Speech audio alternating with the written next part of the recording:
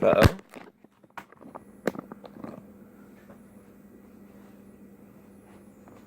Is this recording? Saiyan MGTOW here, with over 9,000 opinions. Welcome to the video. I didn't choose the MGTOW life. The MGTOW life chose me. MGTOW stands for Men Going Their Own Way. As far as I'm concerned, MGTOW is about not getting married and not having kids and sometimes not dating or even having relationships at all with women, and focusing on yourself and your own happiness. For me, it means not looking for romantic relationships until I'm good and ready. As I've said in my previous videos, I don't plan on being MGTOW until I die. I plan on accomplishing a few goals and being financially, mentally, and physically ready to have a life partner before I will no longer call myself a MGTOW and look for women. Now, before we dive into MGTOW, I wanted to share a brief history of me. I've never really had a serious girlfriend. I'm 25, soon to be 26, and all these years I have been willing and wanting to have a serious girlfriend, but it never happened for various reasons. I have high standards when it comes to looks and personality. I speak my mind. I look like a 17-year-old boy at best. I don't portray confidence when it comes to females because I am an honest person and I wear my emotions on my sleeve.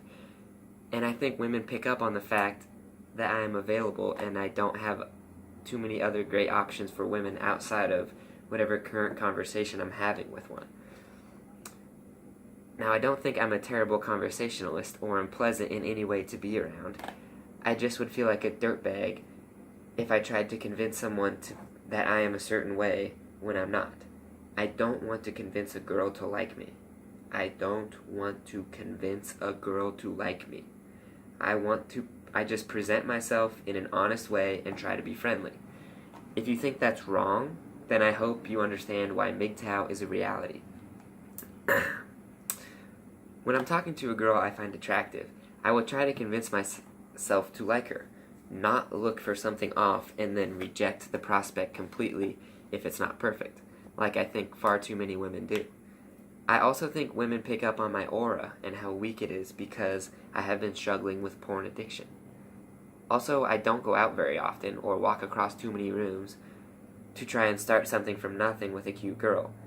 For all of the above reasons, and probably more, the MGTOW life chose me. MGTOW is about rejecting the societal pressure to date, get married, and have kids. So from 0 to 25, I've been pretty much MGTOW my whole life. Why shouldn't I continue until I am in a much better position to not only attract women, but be able to financially withstand the potential blowback that comes from relationships and fathering children? Modern-day American women are perhaps the biggest reason why I am going MGTOW. I felt powerless on Tinder and OkCupid and Match.com and Bumble when my profiles got almost zero attention/response, and I was spending hours looking at different pictures women had up in their descriptions/bios, and I felt like it was a complete waste of time. My personal real-life pickup experiences have been about the same. I know that women my age generally have had more sexual partners than I am comfortable with, and they don't appreciate that I have had very few sexual partners in my life, which they should. I don't see why I shouldn't wait until I'm 30 and start dating 22-year-olds who might be more open to my looks/money/status/life plan/living situation, etc. at that age. I will also appreciate the minimal sexual experiences I presume they will have compared to if next year I found a nice 26-year-old.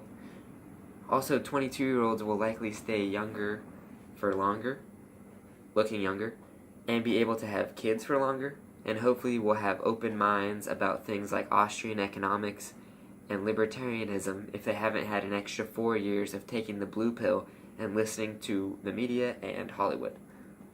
And another thing, why does it seem like women prefer bad boys/loose cannons/sexually experienced men to nicer, calmer, more sexually reserved men? Because they want the sex to be great. I fear that young women today have great sex at the top of what they want in a potential match.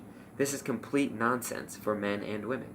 If great sex is at the top of your list of qualities in a potential mate, then I can almost guarantee that your relationship will not work out. But I bet the first 2 weeks of that relationship will be A-okay. Maybe even the first 6 months. But the reality is that personality and goals and beliefs and intelligence and humor and a genuine sense of care for the other person is 10 times more important than great sex if you want to have a successful relationship. Now, don't mix up what I'm saying.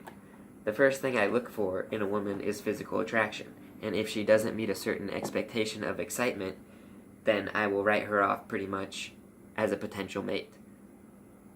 I'm not saying that great sex and wanting to enjoy looking at your partner is not important, because it is. I'm merely saying that too many women, and men too, will focus only on the great sex aspect of a potential relationship and have little patience or desire to find out if that person is a moral person that they want their future kids to be around and learn from. As long as two people enjoy each other's appearance and company enough to want to continue dating, I believe the sexual relationship can be built up and could eventually reach that top of the mountaintop great sex level.